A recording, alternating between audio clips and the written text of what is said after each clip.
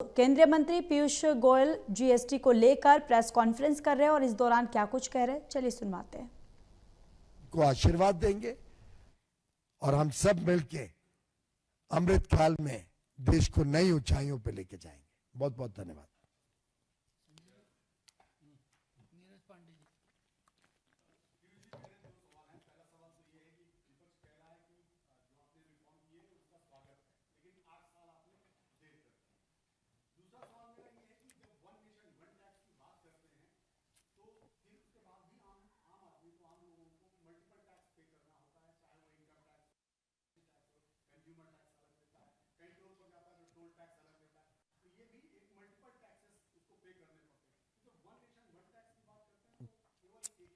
ये पहली बात तो विपक्ष का जो कहना है वो वास्तव में उनकी नाकामियों के बारे में वो उजागर कर रहे हैं कि वो कितने नाकामयाब रहे कुछ भी करने के लिए 10 साल 2004 से 14 जो उनके पास थे, वो तो सहमति नहीं बना पाए कि टैक्स को वन नेशन वन टैक्स कर पाए।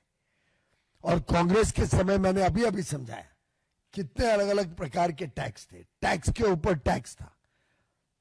और कोई भी वस्तु पे टैक्स, आप कोई व्यापारी कोई उद्योग के व्यक्ति से बात कर लीजिए, ऐसा एक आपको आइटम नहीं दिखेगा जो कांग्रेस के समय आज से कम टैक्स में उपलब्ध था। एक आइटम नहीं मिलेगा। कांग्रेस यानी हाई टैक्सेशन, दोनों में कोई अंतर विरोध नहीं है। कांग्रेस ने तो जब एक जमाने में इनकम टैक्स में 95% तक tax, wealth tax, income tax सब लगाया करते थे। तो कांग्रेस की नाकामियों के बारे में एक प्रकार से वो खुद ही खुलासा कर रहे हैं। और 8 साल लेट का, 8 साल पहले भी हमने जो रेट उस समय के कांग्रेस के रेट थे उसको कम किया, लगातार उसको कम करते रहे। और उस समय सब कांग्रेस के राज्य सरकारें थी, जहां अधिकांश, हमारी तो बहुत कम थी। उसके बावजूद ये बड़ा बदलाव लाए, सभी राज्य सरकारों को साथ में लेके आए। उस समय की परिस्थिति के हिसाब से कि राज्य सरकारों का रेवेन्यू लॉस ना हो, उनको 14% ग्रोथ भी हो, उस समय जो निर्णय लिए गए वो सराहनीय थे। कांग्रेस उसमें शामिल थी।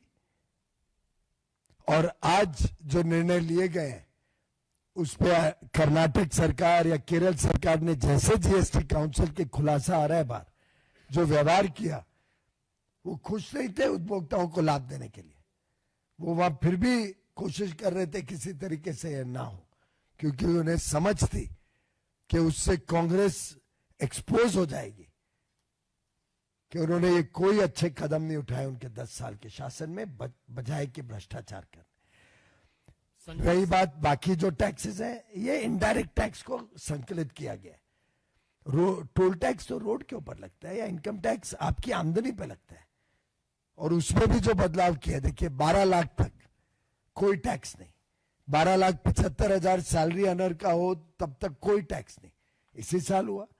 तो आप देख सकते हैं कितने संवेदनशील है माननीय प्रधानमंत्री नरेंद्र मोदी जी, कि गरीब और मध्यम वर्ग पे बोझ कैसे कम करना, ये उनका लगातार 11 साल में प्रयास रहा है और सफल प्रयास रहा है। इसीलिए मैंने उनका धन्यवाद किया। संजय शर्मा।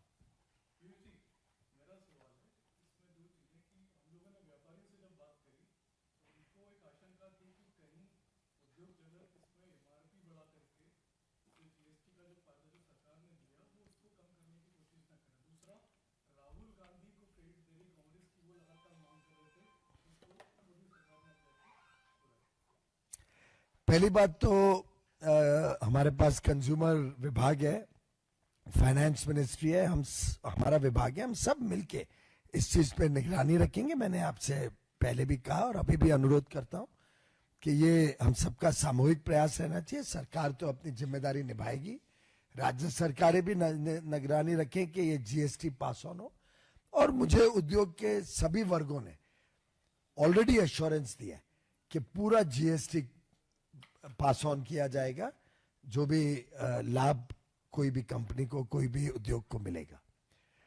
रही दूसरी बात, राहुल गांधी जी को स्वाभाविक रूप से मालूम था ये होने वाला है, क्योंकि उनके मंत्री भी ग्रुप ऑफ मिनिस्टर्स में हैं, उनकी राज्य सरकारें भी ग्रुप ऑफ सेक्रेटरीज में हैं।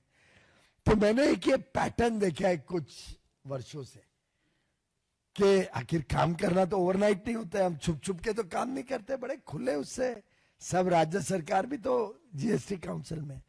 जब जब उनको पता चलता है कि मोदी जी कुछ अच्छा काम करने जा रहे हैं, तो तब तब उसकी डिमांड को रेज करना शुरू कर देते।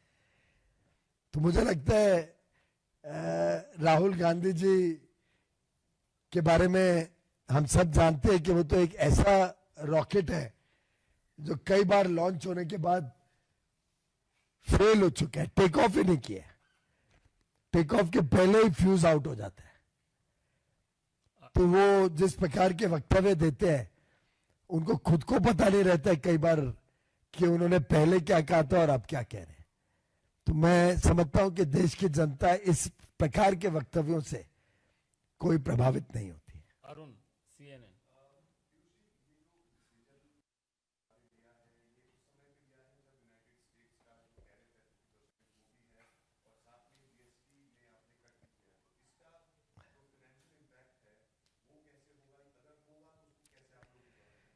पहली बात तो इस निर्णय का बाकी कोई देश के निर्णयों से कोई संबंध नहीं है, ये मैंने कल भी स्पष्ट किया था।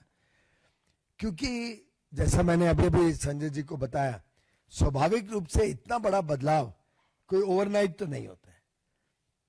कई महीनों से, शायद लगभग एक साल से इसके ऊपर ग्रुप ऑफ सेक्रेटरीज राज्य सरकारों के साथ केंद्र सरकार सलाह मशुरा कर रही है, ग्रुप ऑफ मिनिस्टर्स इस पे काफी समय से काम कर रहे हैं।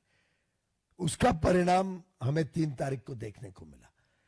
और रही बात बाकी देशों में इसके साथ क्या हो रहा है, वो तो हाल का विषय है, महीने 1.5 महीने का विषय। तो इससे दोनों में कोई जोड़ नहीं है, कोई संबंध नहीं है, दोनों अलग अलग विषय है। आनंद, दूसरी बात आपने कही कि रेवेन्यू लॉस की, उसको भी कैलकुलेट करके देश के समक्ष रखा गया है। और डिमांड में जो बढ़त होगी, ब्यूएंसी आएगी, उससे जो टैक्स कलेक्ट होगा वो जितना कैलकुलेटेड लॉस है, कैलकुलेटेड लॉस तो पुराने डिमांड पे, पर जब 10-10% एक एक चीज पे कम हो रहा है, कुछ चीजों पे तो 13% कम हो रहा है, कुछ चीजों में 0 ड्यूटी लग गएगी, 18% कम हो रहा है इंश्योरेंस पे, जैसे लाइफ और हेल्थ इंश्योरेंस 18 से 0। तो आप समझ सकते हैं कि इतना बड़ा जब टैक्स रेट्स में कमी की जाएगी तो उससे कितना उछाल आएगा मार्केट, और उस उछाल के कारण टैक्स भी बढ़ेगा।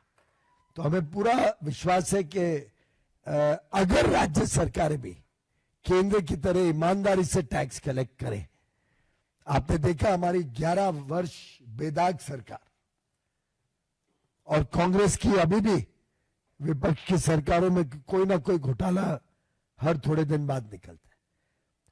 उन्होंने स्कैम्स करना बंद करना चाहिए, तो कभी आपको टैक्स में कभी कमी नहीं पड़ेगी। आनंद पांडे, मोहित भट्ट।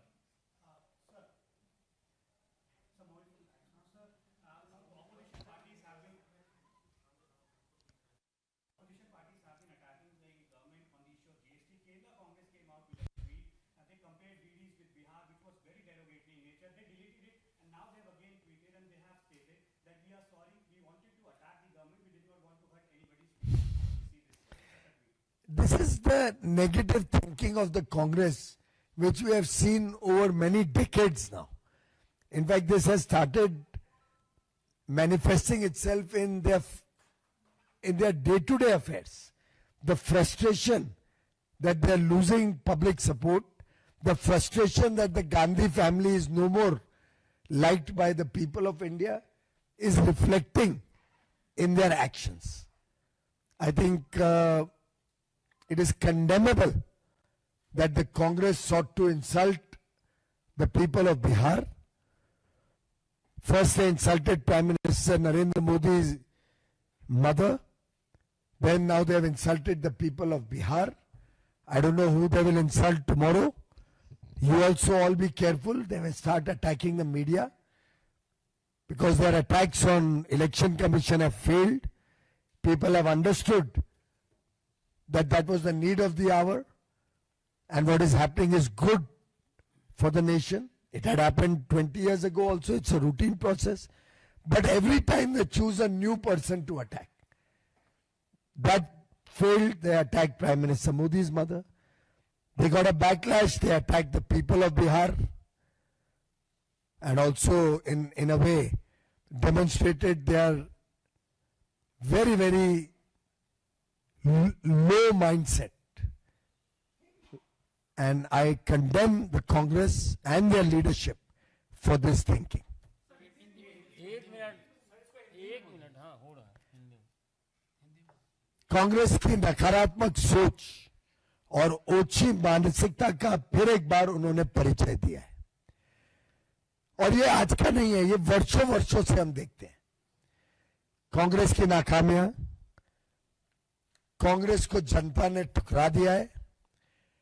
गांधी परिवार की लोकप्रियता खत्म हो गई है। इससे वो पूरी तरीके से फ्रस्ट्रेट हो गए, बिखर गए।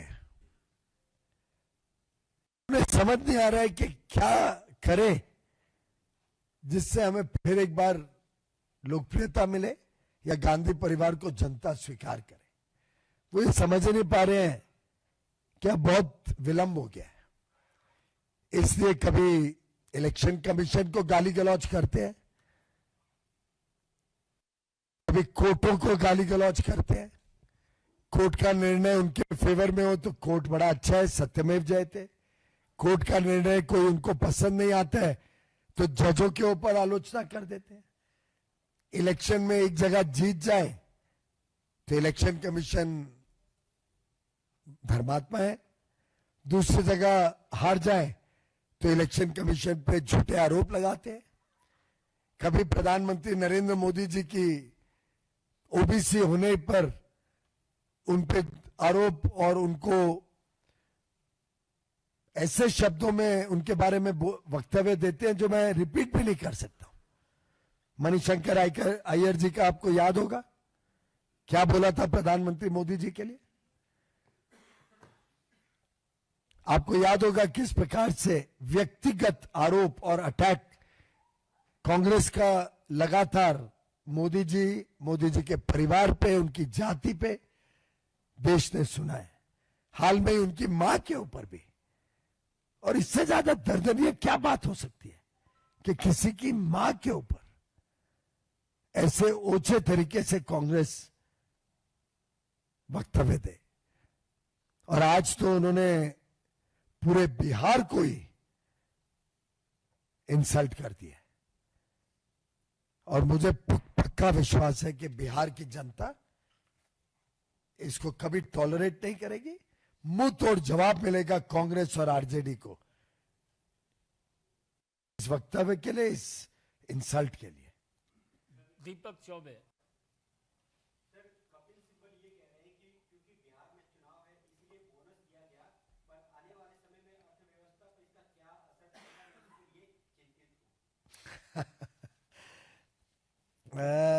मैंने अभी बताया कि ऐसा काम कोई ओवरनाइट तो होता नहीं है। अगर इस प्रकार की सोच होती तो हम क्या पिछले लोकसभा चुनाव के पहले नहीं कर सकते थे? क्या हम पीछे इतने सारे चुनाव आए, महाराष्ट्र में चुनाव आया, हरियाणा में चुनाव आया, झारखंड में आया, दिल्ली में हुआ, क्या हम उसके पहले नहीं कर सकते थे? तो मुझे लगता है, और वो हम जीते महाराष्ट्र, जीते हरियाणा। महाराष्ट्र तो ऐसे जीते कि पूछो मत, स्वीप किया। केंद्र सरकार तीसरी बार प्रधानमंत्री नरेंद्र मोदी जी को चुन के भेजा जनता ने। तो अब मैं आपको व्यक्तिगत अपने अनुभव से भी बता सकता हूं कि मेरे 11 वर्ष उनके साथ काम करने के अनुभव से, और कई बार तो डांट भी पड़ी है इस विषय में कि कभी कोई निर्णय मोदी सरकार चुनाव के प्रभाव में नहीं करेगी। एक बार मैं गया था, मैं आपको उदाहरण दे सकता हूं। एक बार गया था, एक राज्य का चुनाव था।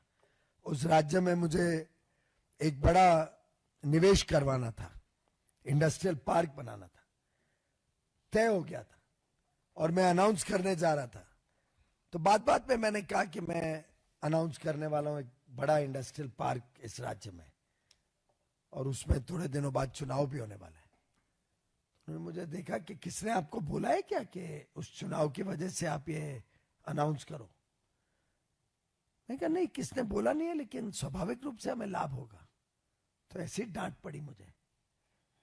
उन्होंने कहा मेरी सरकार कभी कोई निर्णय चुनाव को मद्देनजर रखते नहीं लेगी, और उन्होंने डायरेक्ट किया मुझे, अब ये मत अनाउंस करना चुनाव तक, नहीं तो लगेगा चुनाव के कारण अनाउंस किया। और मैंने वो अनाउंसमेंट चुनाव के बाद किया। चुनाव हम जीत गए, उसके बाद वो अनाउंसमेंट किया। ये है मोदी जी की सोच, और ये विपक्ष की जो ओछी सोच है वो कभी ये बात समझ ही नहीं पाएगी। रही बात अर्थव्यवस्था के प्रभाव की, कपिल सिब्बल जी भी उस सरकार के हिस्सा था 10 वर्ष यूपीए की, जिसमें एक फ्रेजाइल 5 इकोनॉमी बना के छोड़ दिया हमारे लिए। अटल बिहारी वाजपेयी जी की सरकार ने एक मजबूत अर्थव्यवस्था 2004 में छोड़ी थी, जिसमें विकास दर 8% से ज्यादा था, मुद्रा स्थिति अच्छी थी, फॉरेन एक्सचेंज विदेशी मुद्रा स्थिति बड़ी मजबूत थी, महंगाई 4% से कम थी।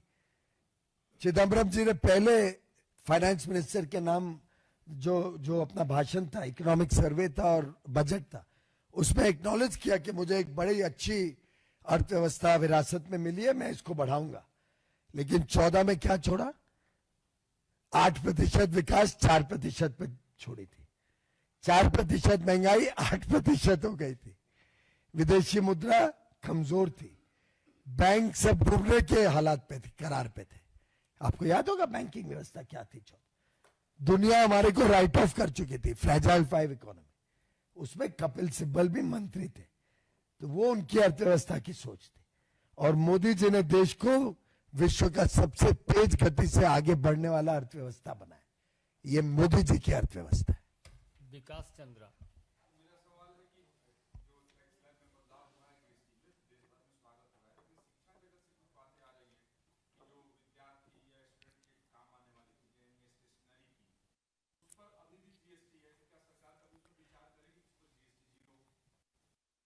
ऐसा है कि हर एक वस्तु के ऊपर बड़ी गंभीरता से, गहराई से देखा गया है कि किस किस वस्तु पे कितना घटा सकते हैं, और पढ़ाई से जुड़ी हुई कई चीजों पे हमने घटाया है, और कुछ चीजों पे कई बार 5% इसलिए भी रखा जाता है कि सप्लाई चेन में जो इनपुट टैक्स क्रेडिट है उसका वो